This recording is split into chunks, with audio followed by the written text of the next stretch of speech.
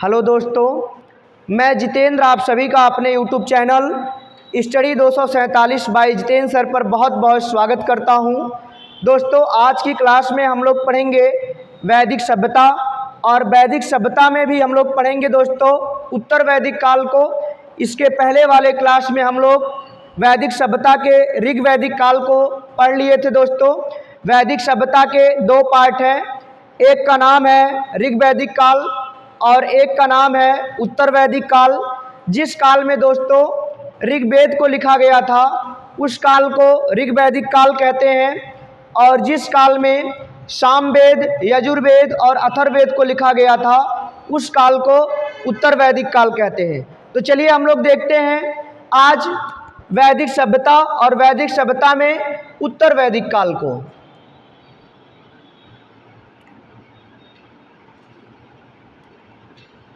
वैदिक सभ्यता, वैदिक सभ्यता का टाइमिंग है दोस्तों 1500 ईसा पूर्व से लेकर 600 ईसा पूर्व। 1500 ईसा पूर्व से लेकर 600 ईसा पूर्व वैदिक सभ्यता दो पार्टों में बटा हुआ है। एक का नाम है ऋग वैदिक काल और एक का नाम है उत्तर वैदिक काल। उत्तर वैदिक काल जिस काल में दोस्तों ऋग्वेद को लिखा गया था उस काल को ऋग वैदिक काल कहा जाता है। जिस काल में ऋग्वेद को लिखा गया था उस काल को ऋग वैदिक काल कहा जाता है। ऋग वैदिक काल का टाइमिंग है 1500 ईसा पूर्व से लेकर 1000 ईसा पूर्व। 1500 ईसा पूर्व से लेकर 1000 ईसा पूर्व। उत्तर वैदिक काल का टाइमिंग है 1000 ईसा पूर्व से लेकर 600 ईसा पूर्व। ये टाइमिंग है उत्तर वैदिक काल का। उत्तर वैदिक काल में 3 वेद को लिखा गया है। पहला है सामवेद, दूसरा है यजुर्वेद,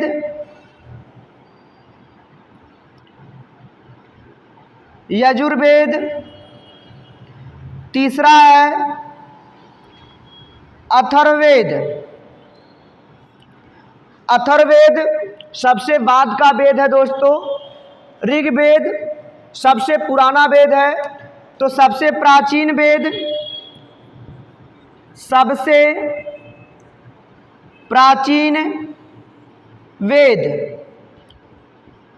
प्राचीन वेद ऋग्वेद को कहा जाता है। सबसे प्राचीन वेद ऋग्वेद है। सबसे बाद का वेद, सबसे बाद का वेद अथर्ववेद है। सबसे बाद का वेद अथर्ववेद है। एग्जाम में पूछा जा चुका है सबसे प्राचीन वेद कौन सा है, तो सबसे प्राचीन वेद ऋग्वेद है। सबसे बाद का वेद कौन सा है, तो सबसे बाद का वेद अथर्ववेद है। तो दोस्तों, ऋग वैदिक काल को इसके पहले वाले क्लास में हम लोग कंप्लीट कर लिए थे। आज की क्लास में हम लोग पढ़ेंगे उत्तर वैदिक काल को। तो चलिए उत्तर वैदिक काल को हम लोग देखते हैं।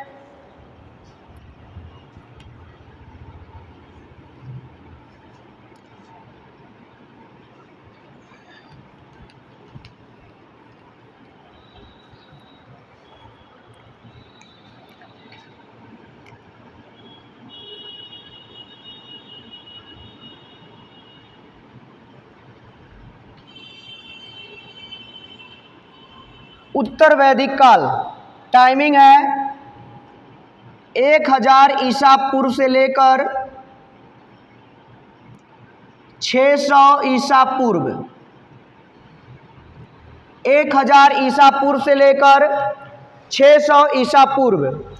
सबसे पहले दोस्तों एग्जाम में तो यही क्वेश्चन पूछा जाता है कि उत्तर वैदिक काल में आर्यों का मुख्य व्यवसाय क्या था। तो उत्तर वैदिक काल में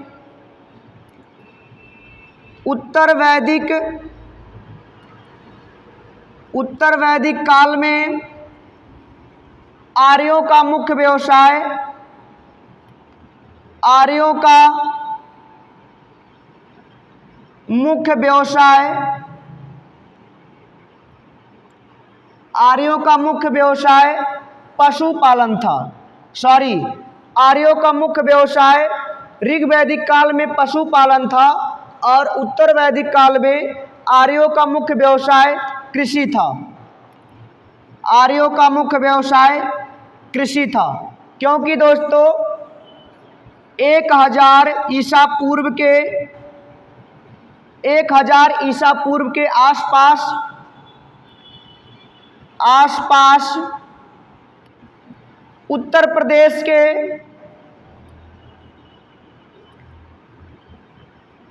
प्रदेश के अंतरजी खेड़ा से,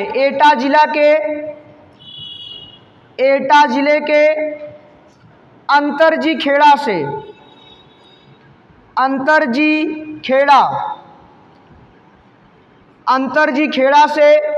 लोहे का खोज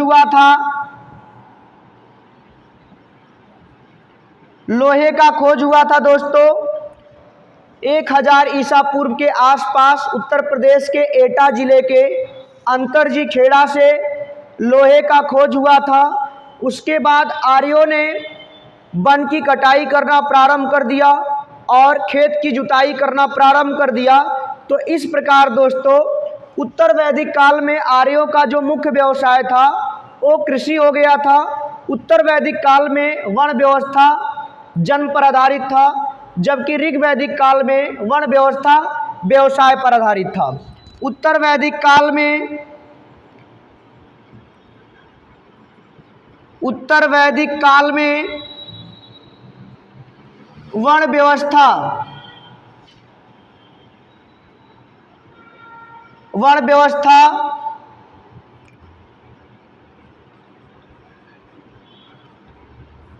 वन व्यवस्था जन्म पे आधारित था, जबकि ऋग वैदिक काल में वन व्यवस्था व्यवसाय पर आधारित था।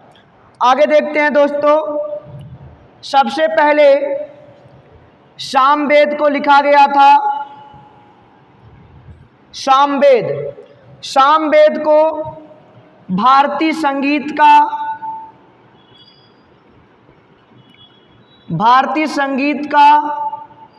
जनक कहा जाता है। सामवेद को भारतीय संगीत का जनक कहा जाता है। उसके बाद दोस्तों उत्तर वैदिक काल में लिखा गया था यजुर्वेद को।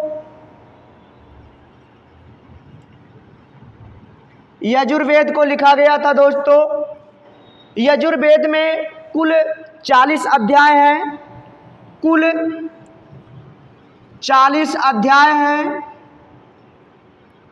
यजुर्वेद में कुल 40 अध्याय हैं और यजुर्वेद दोस्तों गद्य और पद्य दोनों में लिखा गया है। यजुर्वेद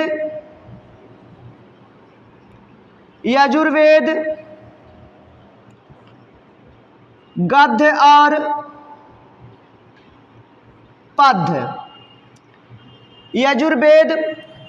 और पद्य दोनों में लिखा गया है दोस्तों।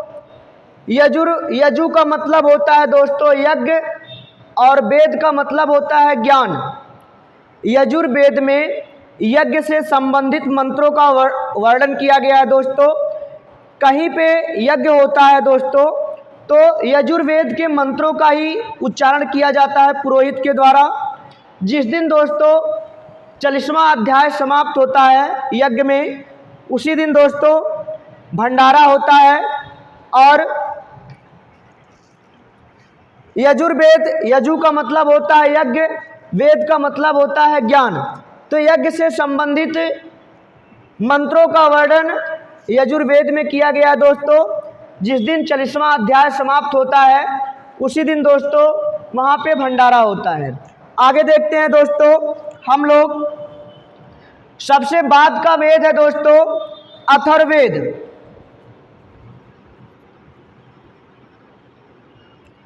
अथर्ववेद सबसे बाद में जो लिखा गया वेद है दोस्तों उसका नाम है अथर्ववेद।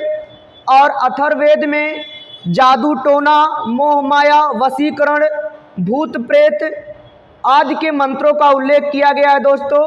तो ये बहुत इंपॉर्टेंट है, एग्जाम में भी पूछा जा चुका है कि जादू टोना, मोह माया, वशीकरण आदि के मंत्रों का उल्लेख किस वेद में है। तो दोस्तों अथर्ववेद में है। अथर्ववेद में जादू टोना, मोह माया, वशीकरण, भूत प्रेत आदि के मंत्रों का उल्लेख है। आप लोग दोस्तों गांव में सुनते होंगे कि कहते हैं कि कोई टोना दे दिया है, पेट दर्द कर रहा है। तो दोस्तों जब किसी बाबा के पास आप ले जाते हैं उनको दिखाने के लिए, तो अथर्ववेद के मंत्रों का ही उच्चारण करते हैं, उसके बाद टोना समाप्त हो जाता है।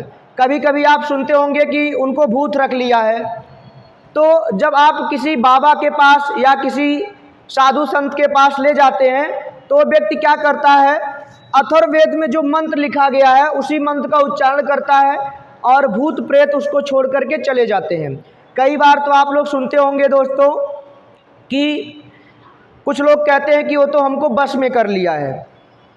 तो दोस्तों जादू टोना, मोह माया, वशीकरण आदि मंत्रों का उल्लेख अथर्ववेद में किया गया है और अथर्ववेद सबसे बाद का वेद है।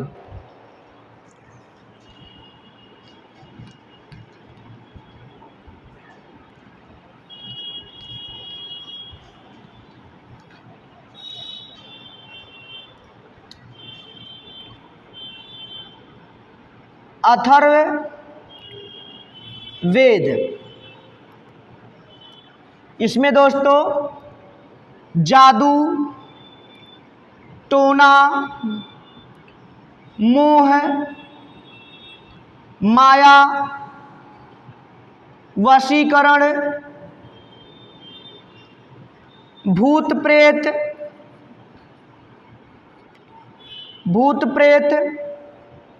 आदि मंत्रों का उल्लेख किया गया है। आदि मंत्रों का उल्लेख किया गया है।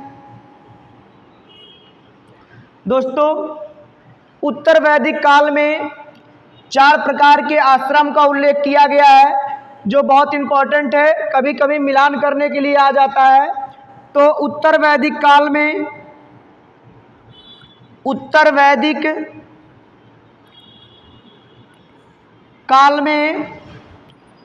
4 प्रकार के आश्रम का उल्लेख है।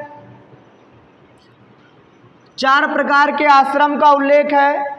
पहला आश्रम है दोस्तों ब्रह्मचर्य। पहला आश्रम है ब्रह्मचर्य आश्रम। ब्रह्मचर्य आश्रम दोस्तों 0 से 25 वर्ष तक माना जाता है। ब्रह्मचर्य आश्रम में दोस्तों मनुष्य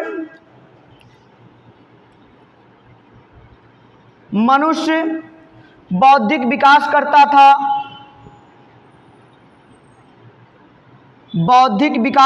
था, ज्ञान प्राप्त करता था और शिक्षा ग्रहण करता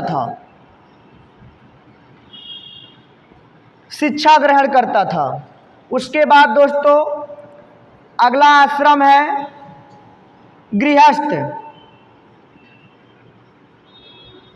गृहस्थ आश्रम। गृहस्थ आश्रम दोस्तों 25 वर्ष से 50 वर्ष तक माना जाता था। इस आश्रम को दोस्तों सभी आश्रमों में सबसे श्रेष्ठ माना गया है। इस आश्रम को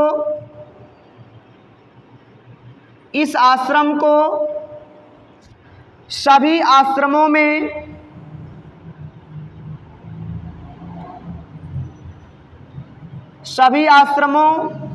में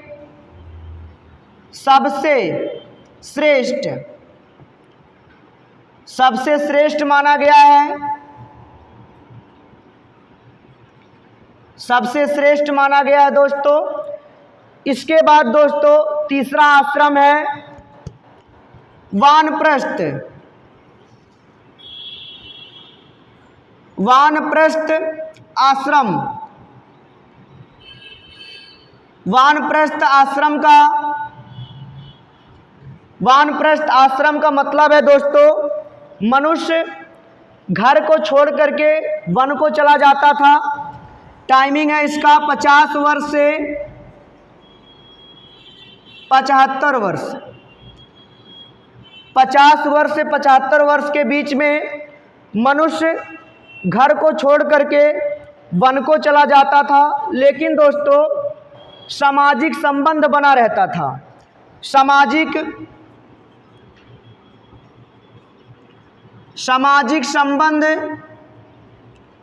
सामाजिक संबंध बना रहता था। उसके बाद दोस्तों अगला आश्रम है जो है गृहत्याग। गृहत्याग आश्रम पूर्ण संन्यास जिसको कहा जाता है दोस्तों।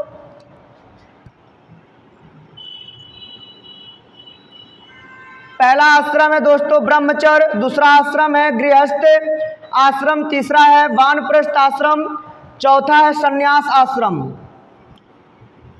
संन्यास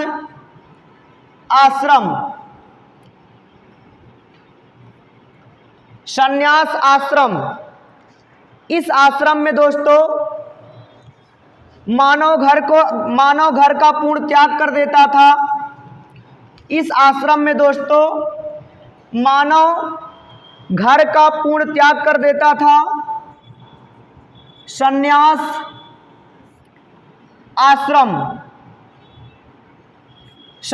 आश्रम 75 वर्ष से 100 वर्ष। इस आश्रम में दोस्तों मानव घर का पूर्ण रूप से त्याग कर देता था। मानव घर का पूर्ण त्याग कर देता